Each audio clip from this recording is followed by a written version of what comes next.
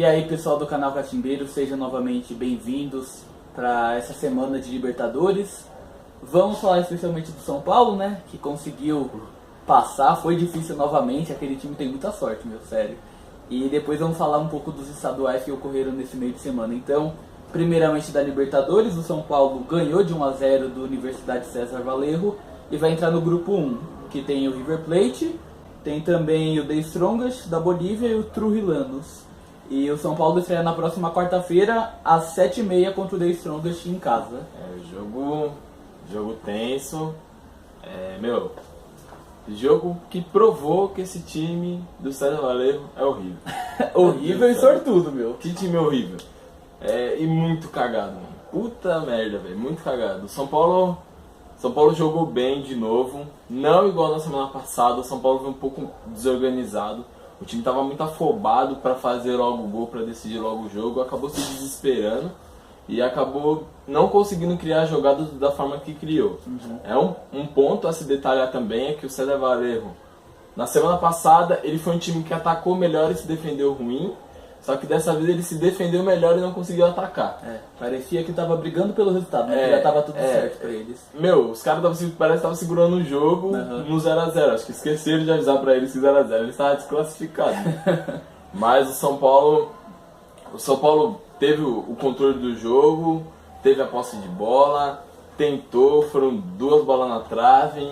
E a sina de batedor de pênalti não sai do São Paulo, não adianta. Pode sair, entrar, ninguém acerta pênalti naquela bosta. E é um time que tá ainda se construindo, tá sendo trabalhado.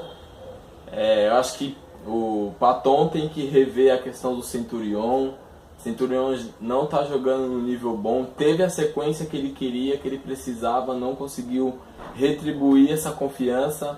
Tem o Rogério que está numa boa fase, acho que pode testar até o Caleri com o Kardec, tem o Chiesa. Eu acho que está na hora dele modificar um pouco e parar de ficar só jogando da mesma maneira. O Rogério mostrou ontem que tem potencial para tirar até a vaga do Centurião, que não joga bem, né? O Rogério me salvou no São Paulo desde a última temporada, né? Lá no próprio jogo contra o Goiás, lá, que ele, no finalzinho do jogo, da mesma forma, ele entrou, chegou, bateu e decidiu. Então tem que ser reavaliado aí, mas eu acho que o São Paulo está num crescimento. Ainda não é um time de nível nem médio, mas está num crescimento. E assim, aquilo que estava sendo cobrado da torcida a gente já sentiu, que foi a raça, entendeu? Você via cara dando carrinho, buscando, sabe, vibrando. Eu acho que o time do São Paulo tá um pouco diferente, mas tem muita coisa para acertar ainda. E o seu palpite para a próxima semana, jogando em casa contra o time boliviano? Eu acho que vai ser uns 2x0. 2x0, certo. Temos alguns jogos também que classificaram as equipes para a fase de grupos. O Caracas, da Venezuela, ele conseguiu ganhar de 2-1 do Huracán. Mas o Huracán, como tinha ganhado de 1-0 em casa, na semana anterior, ele conseguiu com um gol fora de casa valer o resultado, né? Então, o Huracán, ele entrou aonde? Ele entrou aqui no grupo 4, que tem o Atlético Nacional, tem o Peñarol e o Sporting Cristal. O Racing, ele conseguiu também ontem ganhar de 1-0 do Puebla. E na semana anterior eles tinham empatado em 2-2, então o Racing conseguiu entrar no grupo do Boca Juniors, né? Então tem o Boca Juniors, tem o Bolívar e tem o Deportivo Cali, além do Racing nesses grupos. O River Plate do Uruguai conseguiu fazer valer o 2-0 que tinha feito na semana anterior. Nessa semana eles ficaram só no 0-0, o River Plate do Uruguai contra a Universidade. E ele entrou no grupo do Palmeiras, então o Palmeiras ele vai estrear contra o Nacional do Uruguai, vai estrear contra o próprio River na terça-feira às 9h45.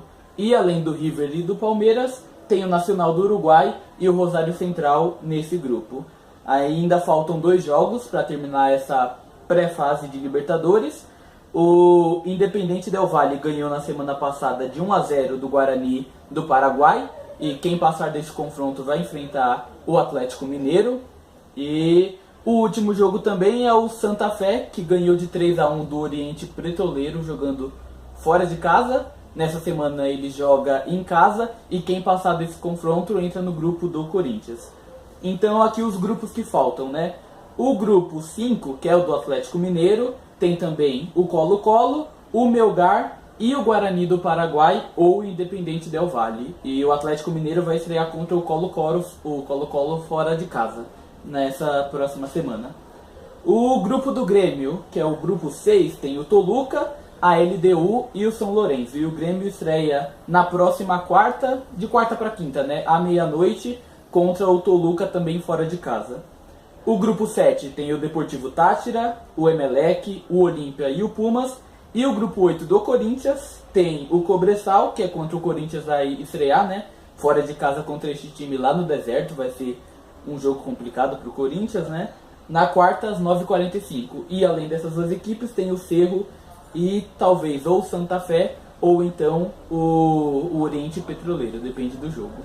Uma coisa a se dar um parênteses aí, antes da gente finalizar a Libertadores, é que assim, dos brasileiros aí, o time que mais se deu bem foi o Palmeiras.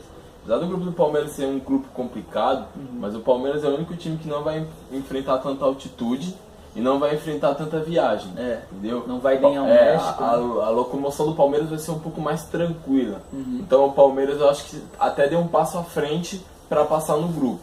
Acho que o São Paulo vai ter problema ali com altitude, o Corinthians vai jogar lá no deserto. Então acho que o Palmeiras está com um passo à frente em relação a essas viagens que a gente sabe que faz toda a diferença na Libertadores, né? Então, os seus palpites. O Palmeiras vai enfrentar o River fora de casa na terça. Você acha que o Palmeiras ganha? Consegue o empate? Eu acho que vai ser 1x0 pro Palmeiras. 1x0.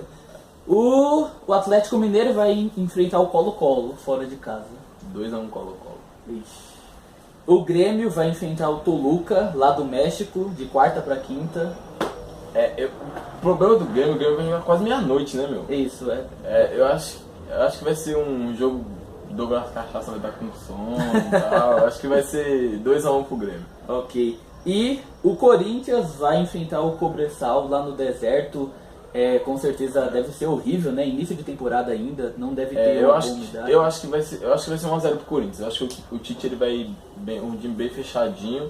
O time de Cobressal não deve ser um time de muita qualidade técnica, então o Corinthians vai fechadinho e num contra-ataque vai acabar matando o jogo aí. Acho que vai ser 1x0 pro Corinthians. Ok, então na próxima semana vamos falar de todos os resultados dos brasileiros na Libertadores, então continuem acompanhando. E agora, para falar um pouco dos estaduais, né, nesse meio de semana também tivemos os jogos pelos campeonatos, né? Então, pelo Paulista, o Santos ele jogou no final de semana anterior, né? Então no meio de semana ele não jogou, mas já vale pela terceira rodada.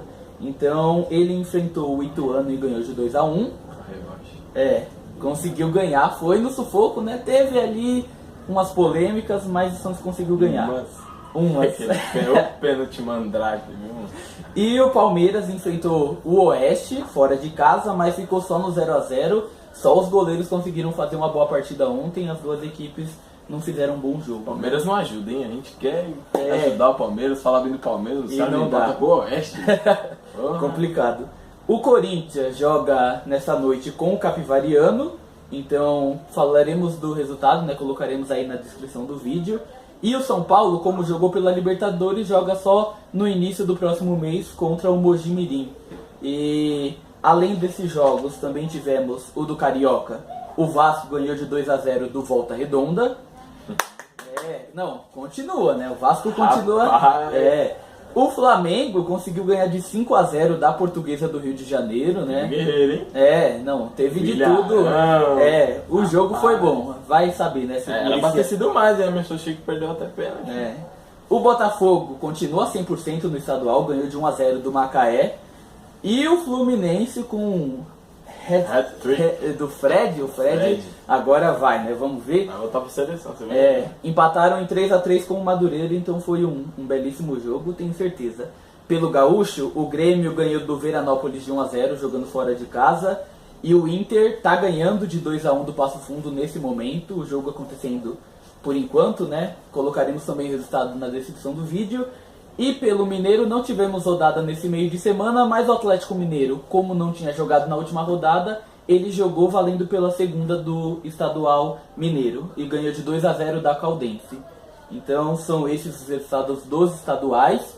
Então continuaremos aí acompanhando próxima semana a Libertadores e no final de semana os estaduais. Tem clássico, hein? Tem clássico. Corinthians. Pelo Carioca, pelo Paulista tem o Majestoso. E aí continuaremos com os resultados do vídeo. Então se inscrevam novamente no nosso canal, curtam aí os nossos vídeos e acompanhem que o canal Catimbeiros continua aí com os estaduais e Libertadores. Valeu aí. Valeu, obrigado.